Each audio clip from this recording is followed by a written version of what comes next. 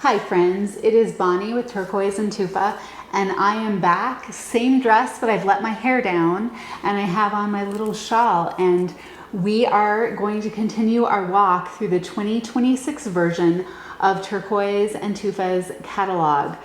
We're moving to pages 14 and 15 where we move into some very high-end gold and a little bit of silver.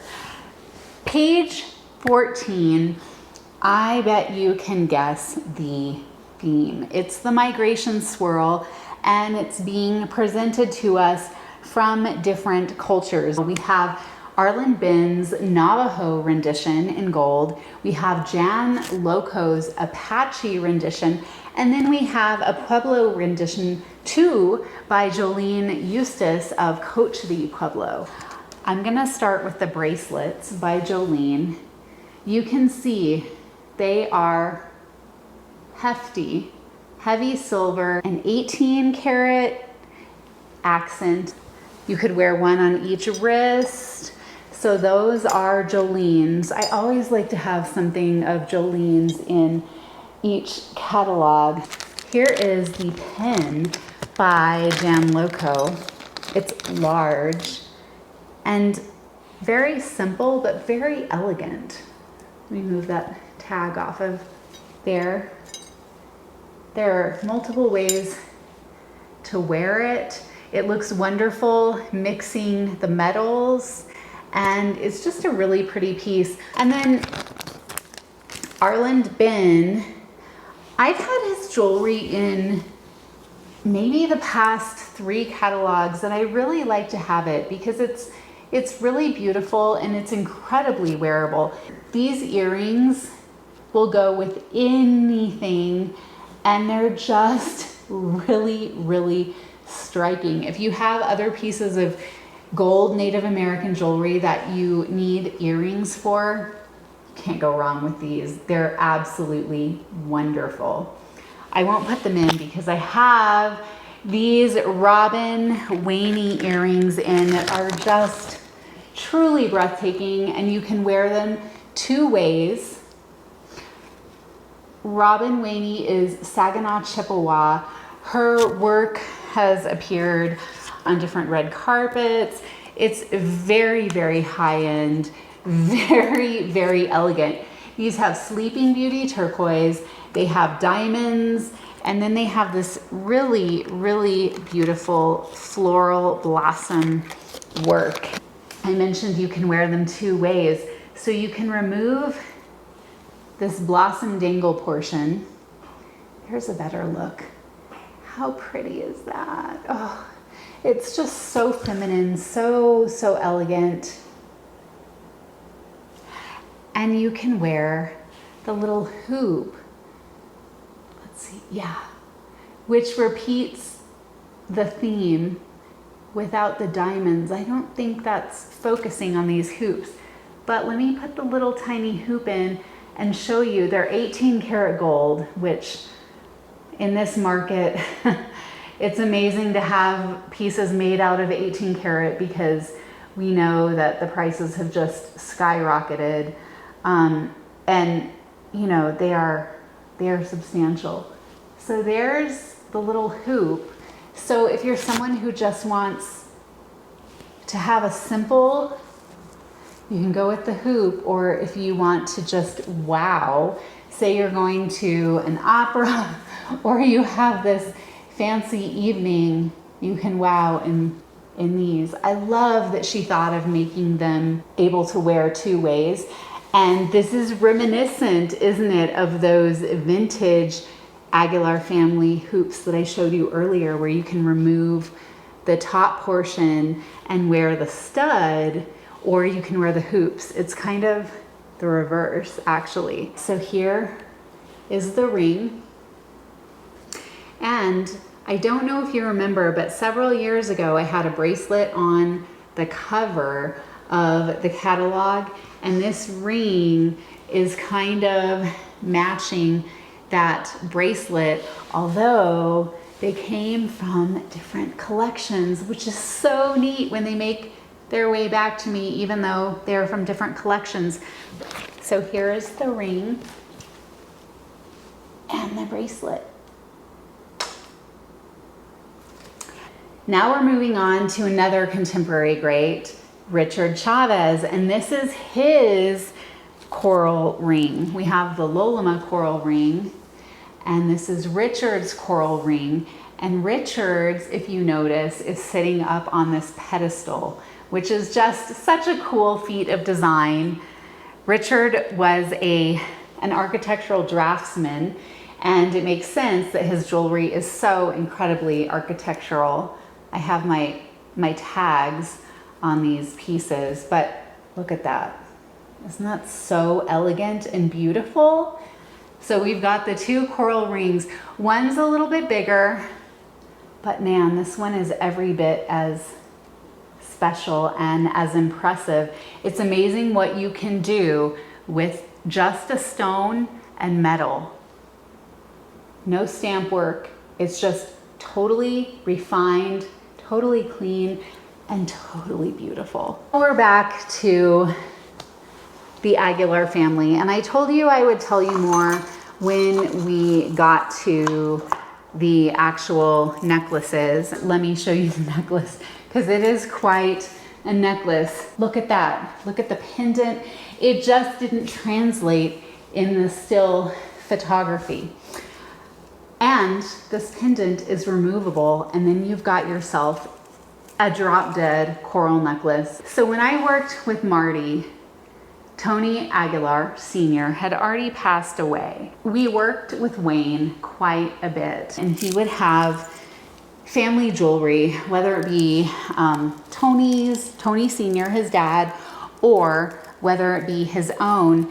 Wayne was not somebody who made that distinction very often. Lots of times he would come to us with maybe some beads, much like this, that were his dad's, that didn't even have cones, and maybe they simply had a wrap around them, and he would sell them to us. I chose not to attribute to either Wayne or Tony Aguilar Sr. this time, because I wanted to emphasize the importance in Native American jewelry of family. So often in Native jewelry, it is family members who work together on any given piece.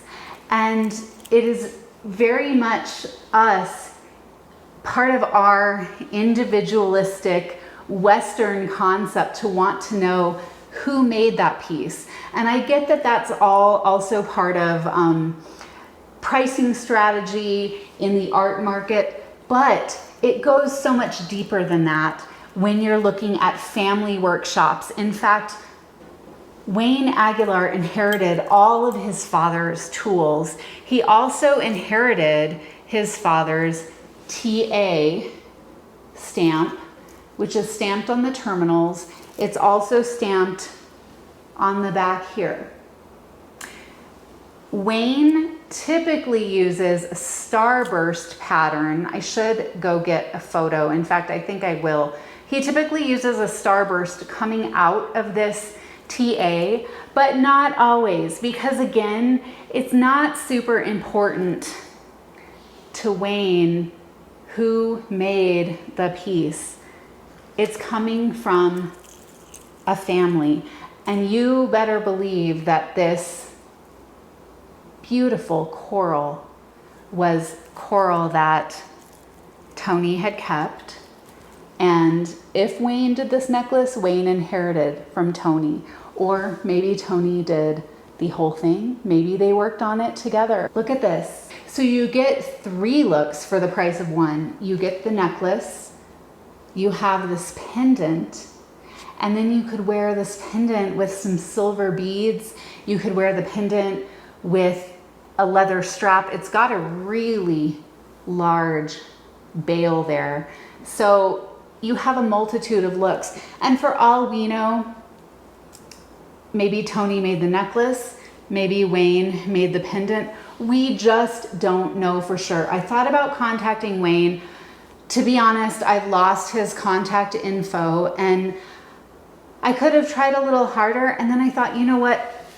I don't want to talk to Wayne about this right now because I want to make this point about the continuity of families working on pieces in similar styles.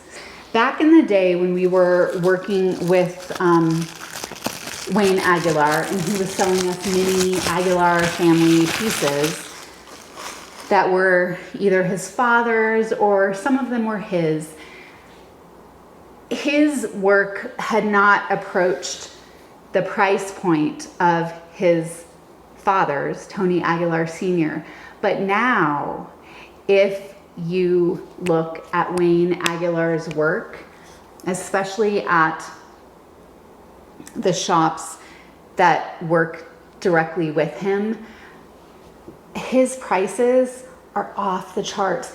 Wayne, son Wayne, is now commanding prices that are going above and beyond those of his father's. So all of that to say, it's complicated, like so much in Native American jewelry. It's really, really hard to not look at the nuance.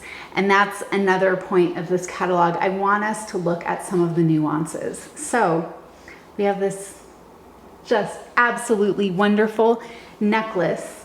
And then we're moving back. I'm gonna take these off, which is so sad because I just think they're so good. We're moving back to some earrings that I believe are probably from the Thunderbird Shop. They came with a collection of Thunderbird Shop jewelry, not the other pieces in the catalog, and they are 100% the style you would find coming out of the Thunderbird Shop, but they are not signed. So again, do you see the complexity that we have, the nuance that we have? We have Aguilar Family that is signed with a hallmark that we would want to attribute to Tony Aguilar Sr. because it's his hallmark, although his son Wayne Aguilar inherited the hallmark and sometimes might stamp with the hallmark of father without doing his extra little flair. And then other times we have pieces that stylistically match those we know that come out of a specific shop that are not hallmarked. So this is to say that hallmarks are not the be-all end-all. They are important, but there are other very important factors in collecting Native jewelry, such as provenance, such as style. So they're so pretty, and they look really, really good with this necklace. Let me hold up the pendant again, because the pendant really makes it into something that is just out of this world. Oh my goodness. This is a necklace where people are going to stop you on the street. And the earrings are clips. They're super comfortable to wear. I think I told you this last year that I've really learned. I used to just turn up my nose at all clips, but I have since learned that clips are very wearable. We've got some Lavina Tsikewa earrings. Little sweet, sweet birds. And they are from Zuni Pueblo. They're hand-carved fetishes. And these came to me from a dear Native woman I've known for many years. And she wanted to sell these. And I jumped at the chance to buy them. They look great with this necklace, don't they? In fact, they would look great with some of those earlier beaded necklaces that I showed you. We have a Hopi cuff here by Phil Poseyesva.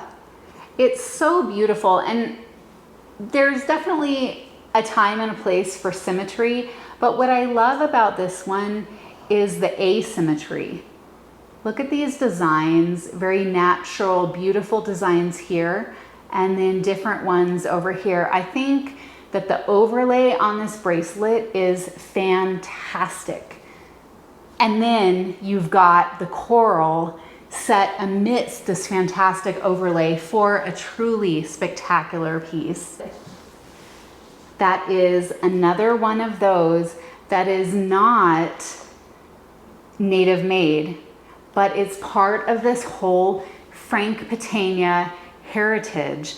This is by Alberto Contreras, and Alberto learned from Frank Pitania. He apprenticed with him at a time and then opened his own shop in Tucson, Arizona. And the shop is still going, and I think he had 5 sons, unless I'm mistaken, and the 5 sons have carried on this really fine silversmithing. And you can see there is crossover here between native jewelry and also the Pitania style jewelry. You definitely see it. Later on in the catalog, I'm going to show you another one of Alberto's bracelets that is in an identical style but with different stones. So you can see all of these look so good together. We have Pueblo, we have Hispanic, and we have Hopi. And yet it all goes, right? I was playing around with lines. All of these pieces have very strong linear designs, and I just thought it was so cool to show the different ways that lines can be created in native jewelry. Kiyazi's very lovely bracelet. We have a little bezel of gold there, coral, and the stone is offset rather than being center set. I'm a sucker for that. I think it looks so beautiful. If any of you know Key, he has been going through some terrible health challenges. I think he's doing better, but he hasn't been making jewelry for quite some time because he has really been through it. So if you happen to know him, if you happen to have his contact information on social media, you might want to send him a note and just let him know you're thinking about him.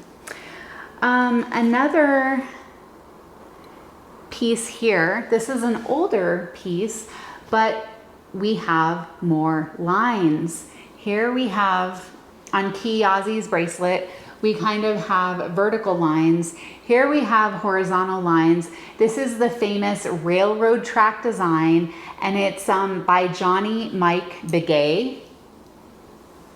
And Johnny Mike Begay is a brother to Kenneth Begay, but he was best known for this track design. This bracelet is another piece from my dear, dear friend, Sally Stark, who worked with me at Marty Strieber's, and she had a small collection, but if you're paying attention to the pieces that I tell you are coming from Sally Stark's collection, you'll see that she had an eye for very specific pieces and styles and designs. Okay, next we have a very contemporary ring that also makes use of these lines. In this case, we have got horizontal lines. This one is by Alvin Yellowhorse, and we have fine natural red Mediterranean coral here. And I did not say in the description, but this is natural blue diamond turquoise. This is a very large ring.